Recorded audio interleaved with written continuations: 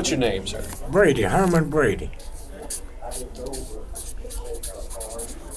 Most folk know me as Devereaux. Say as what? Devereaux. Devereaux. Devereaux. Got it. I just write this down so that I. Before 1957, everybody called me Devereaux, but after 57, they called me Herman. Because they couldn't spell Devereaux. Really? Really, yeah. Ready? How's that? And we're good. Well, we appreciate you sitting down with us for just a minute. If you would, this is where the camera's rolling. Talk to me. Don't worry about the camera. Okay. If you would, state your name and the years you were at Langston, and I'll ask another question after. I'll tell you when I left. Oh, that's fine. Oh, okay. That's fine.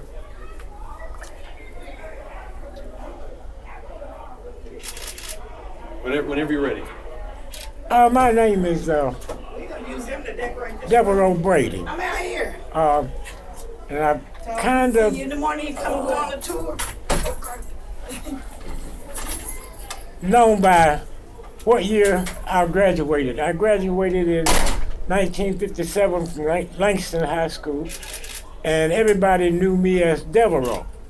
But when I left Langston to go to Tennessee State University, where I graduated in communications and theater, and they all couldn't spell Devereaux, couldn't pronounce it, so I said everybody knows what Herman is. And from then, from 57, everybody has called me Herman Brady, but before then it was Devereaux. So that's the history of my name, or whatever that means. That's Devereaux is a fantastic name. Yeah. I stuck with it. Did you and your family originally come from Johnson City, or did you move here?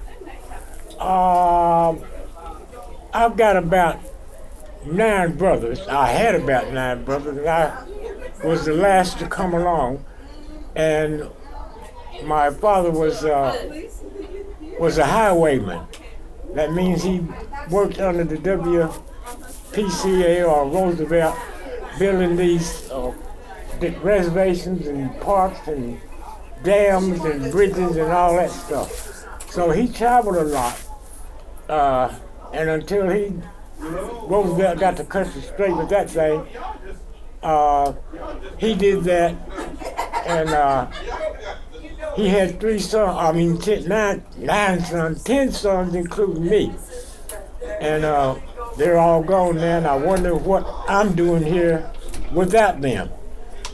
And I just want to say that the greatest thing I can give Langston credit for is preparing me for the world. Not just a city, not just a state, not just a country, but I am and I was and am prepared for the world. So the people of Langston of years ago were grounded in world news. And the teachers that taught us prepared us as best they knew for us to be able to stand up, go forth, and do what we had been taught to do without feeling embarrassed or insecure. That's what Langston did for me and many of my fellow colleagues, because some of them have gone on to be very famous people, like, for instance, Opera Winfrey. I taught Opera Winfrey. I introduced her into her first play in theater, which was The Voice of the Zeitgeist, the story of Martin Luther King. She did the part of Coretta King. And Alonzo Ward, who went on to do the first Jaws movie. That fellow was her husband back at Tennessee State University. And I would say early 60s. Early 60s. That's when they were there at school at Tennessee State along with me. Only I was a practicing professor. Did you spend a lot of time in Johnson City when you were in Langston? Were there any places that were the regular place you hung out? Was there something that obviously theater became very important to you? Was there any theatrical kind of stuff you were involved in the city?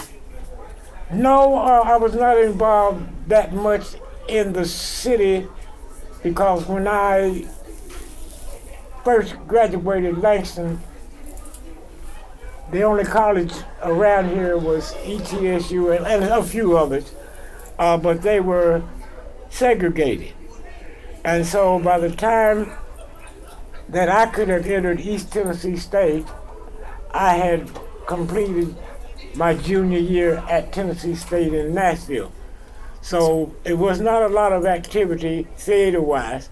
And then when I graduated Tennessee State, I did my teaching and all my theater at the university, training other actors, scene designers, costume designers, stage lighting designers, and I also taught public speaking.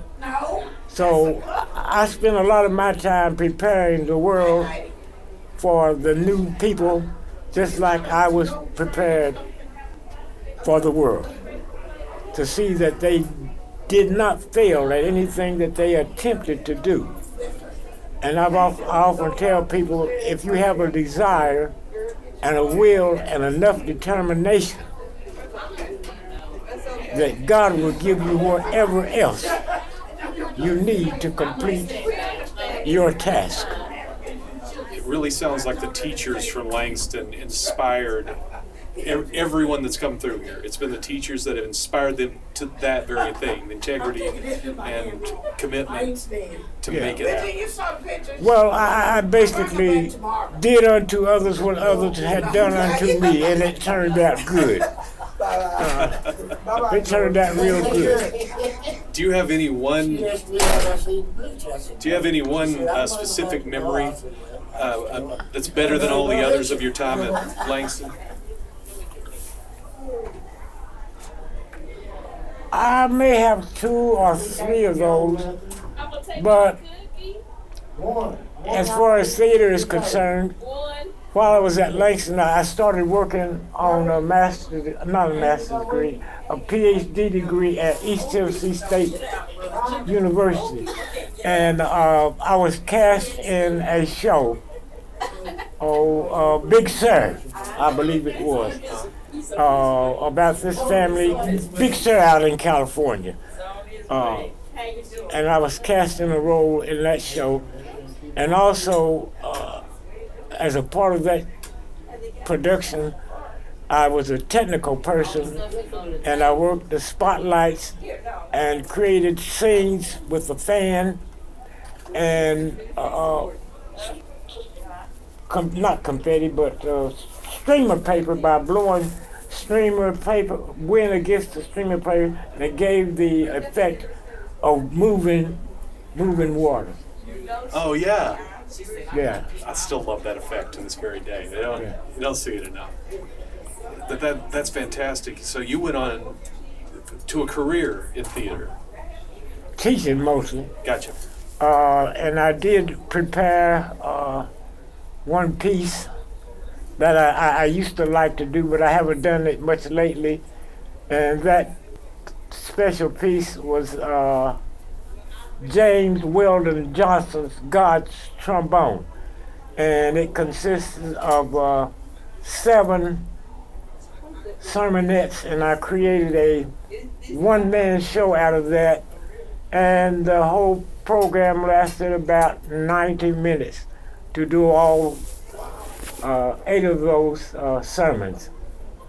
And that was a lot of fun. That sounds amazing. Yeah, That's awesome. It was. And I guess maybe I maybe need to try to get back to that as another project. Absolutely. If nothing else, you can do it on video and it's there forever. Yeah. Just a suggestion. But I'm a video guy, so I would think that. Last question. Well, I do have some of it on video. I probably have most of it. Yeah. Oh, that's awesome. That's awesome. That's a resource that you should. There is some university somewhere that would kill for that. I mean, that's what they're talking about. Well, I was talking to a lady was talking to me at the press conference, and she was asking me what I did and all that kind of stuff. So maybe I could share that experience with them as a part of this thing. But I want my videos back. Well, yeah. Well, now we can copy it. Well, yeah. Yeah. But that's a fantastic idea. I think you should definitely follow up on that. That's the perfect place. Okay. Yeah. Is Mike down there? Is Mike down there? Mike down? Yeah. I don't think he's within earshot. He might have snuck out. But last question. The new Langston Arts building that's now approved, it's going to happen. Why is that important to bridging that time from the original school to the modern era? He left. Say that again. First of all, Mike left. Yeah. Okay. Second of all, how does the new Arts Center bridge that gap to the high school? Why is that important today?